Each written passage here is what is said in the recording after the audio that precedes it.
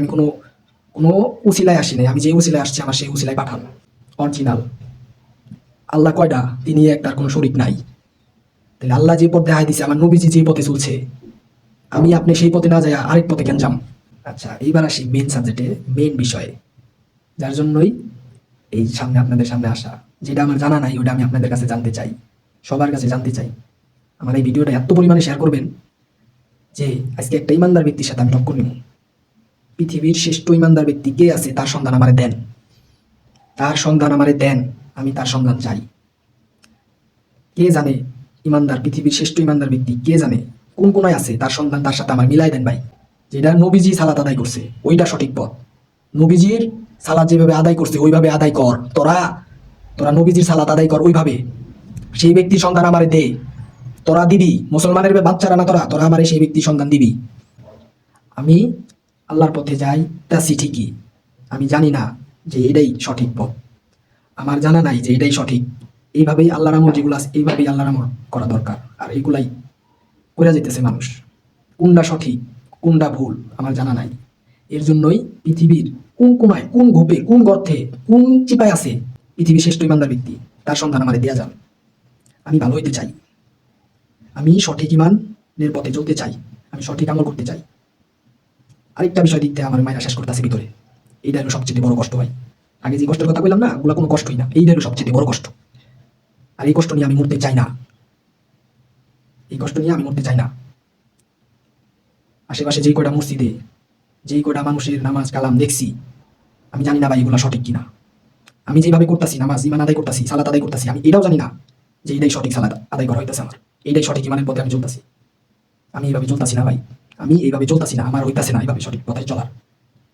আমি মাদ্রাসায় পড়ছি, হ্যাফজও পড়ছি, হাদিসও জানা আছে, এক এক হাদিস এক এক রকম। অরিজিনাল কোরআন, অরিজিনাল ইমানের যে আল্লাহ যে কোরআন বানাইছে, কোরআনের ভিতরেই তো সব। সেই কোরআন অরিজিনাল কোরআনটা কই আমার জানা নাই। একজনের মসজিদে গেলে নামাজ পড়ে, কেউ কেউ আমিন বলে জুড়ে, কেউ কেউ হাত বান্ধে নাভির নিচে, কেউ কেউ বান্ধে বুকে, কেউ কেউ বান্ধে এইভাবে। কোন দুনিয়ায় আসি ভাই, কোন দুনিয়ায় আসি? কেরা সালাত কোনভাবে আদায় করতেছে? হ্যাঁ, অরিজিনাল পথে যে ব্যক্তি আছে তার সন্ধান আমার দেন, আমার জানা নাই। কিন্তু যে আমলে চলতাছি আল্লাহরে ভয় পাই বলেই চলতাছি, মৃত্যুর ভয় করি, আল্লাহরে ভয় করি। সঠিক ইমান আমার জানা নাই, কিন্তু ওইভাবেই চলতাছি। আল্লাহর রাজি খুশিতে আল্লাহ পাঠাইছে, শুরুতেই বলছি আমার জন্মের কথা। আল্লাহর রাজি খুশিতে আমার নিয়ে যাইব, আল্লাহর রাজি খুশিতে পাঠাইছে, আল্লাহর রাজি খুশিতে নিয়ে যাইব। কিন্তু আল্লাহর কাছে একটা জবাব আমার থাকবো মৃত্যুর পর। আল্লাহ, আমার নবী 2000 বছর আগে নবী কিভাবে চলছে, নবী কিভাবে সালাত আদায় করছে, নবী দাদি যে ব্যক্তি এখন বাচ্চা আছে, যে ব্যক্তি নবীর সালাত আদায় করতেছে, সেই ব্যক্তির সন্ধান, অরিজিনাল সন্ধান, সেই ব্যক্তির সন্ধান আমার দেন। আমি সেই ব্যক্তির দেখা দেখি সালাত আদায় করবো, সেই ব্যক্তির সব নিয়ম কানুন যা যা যে সে যেভাবে সালাত আদায় করতেছে আমি সালাত আদায় করবো। আর এটাই হলো সবচেয়ে গুরুত্বপূর্ণ, আর ওইটাই হলো সবচেয়ে খাঁটি ইমানদার ব্যক্তি, সে এখনো জানে। কিন্তু এই ব্যক্তিটা কই? আমারে মিলাই দেন, তার সন্ধান আমারে দেয়া যান। আমি ভালো হইতে চাই, আমি আল্লাহর সঠিক আমল করতে চাই, আমি ইমানের পথে আসতে চাই, আর সেই ইমান আমি প্রচার করতে চাই। আমারে সেই সঠিক পথটা বাইর করে দেন। আপনাদের কাছে একটা রিকোয়েস্ট, সেই ব্যক্তির সাথে আমার মিলাই দেন, সন্ধানটা মিলাই দেন, মিলাই দেন, মিলাই দেন, মিলাই দেন। আমি ভালো হইতে চাই, আমি সঠিক ইমানের পথে চলতে চাই। আমি জানি না যে আল্লাহ আমার এগুলা কবুল করতেছে কিনা, কিন্তু আল্লাহর বান্দা, আমি ইবাদত ছাড়তাছি না, আমি কইরা যেতেছি, কিন্তু সঠিকটা মিলতাছে না। তফাৎটাই এটা। পৃথিবীর কোন ব্যক্তি আছে তার সন্ধান দিয়া যান, যে নবীজি 2000 বছর আগে নবীজি যেভাবে সালাত আদায় করছে সেইভাবেই এখনো আদায় করতেছে, তার সন্ধান দিয়া যান। একজনে একভাবে নামাজ পড়তেছে, একজনে এক এক রকম হাদিস শোনাইতেছে, এক একজনে এক এক রকম নানান ইসলামের কথা বলতেছে, কিন্তু কোনটা সঠিক অরিজিনাল কোনটা, আমার নবীজি কোনটা করে গেছে, আমার নবীজি কোনটা করে গেছে তার সন্ধান দেন আমারে, আমারে ওই পর্যায়ে নিয়ে যাইতে সাহায্য কর, কর ভাই। আমি এত মানসিক চাপ, আমি এগুলাও ভাই, আমার ভিতরে কষ্ট দেখ এক কইলে শেষ হইব না ভাই, এগুলো আমার মাইরা ফালাইতেছে ভিতর থেকে। আমি মানসিক রুগী হয়ে গেছি, আমারে ওষুধ দিছে কি জানো? টেনশন কমানোর লেগে ওষুধ দিছে, আমারে ওষুধ দিছে টেনশন কমানোর লেগে।